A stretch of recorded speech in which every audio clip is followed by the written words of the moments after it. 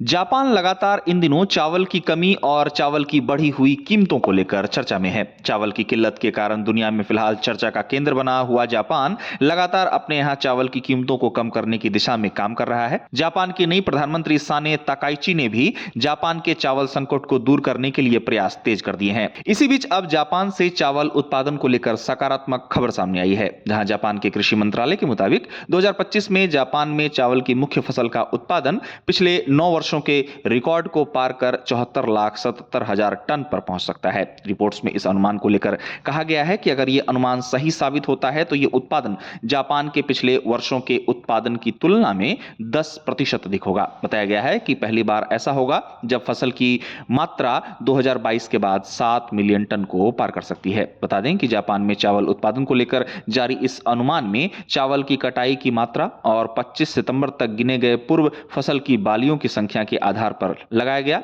जब जापान की 60% फसल समाप्त हो चुकी थी। गौरतलब है कि जापान के कृषि मंत्रालय का हाल ही में अनुमान था कि जापान में 2025 में भूरे चावल का उत्पादन 7.28 मिलियन से 7.45 मिलियन टन रह सकता है, जबकि नई फसल की मांग कुल 6.97 मिलियन टन से 7.11 मिलियन टन होगी। इसी बीच अब जापान के कृषि मंत्रालय द्वारा चावल उत्पादन को लेकर सकारात्मक खबर सामने आई है। जापानी कृषि मंत्रालय का अनुमान है कि जापान में उत्पादन पिछले 9 वर्षों के रिकॉर्ड को पार कर 74,77,000 टन पर पहुंच सकता है। गौरतलब है कि इन दिनों चावल संकट और चावल की ऊंची कीमतों का सामना कर रहा जापान लगातार सुर्खियों में है। कुछ महीने पहले ही जापान के चावल की बढ़ी हुई कीमतों के बीच जापान के पूर्व कृषि मंत्री को अपने एक बयान के लिए पद से इस्तीफा देना पड़ा था। अब उम्मीद की जा रही है कि ताकाइची के जापान के प्रधानमंत्री का पद संभालने के बाद जल्द ही जापान चावल संकट से उबर पाएगा।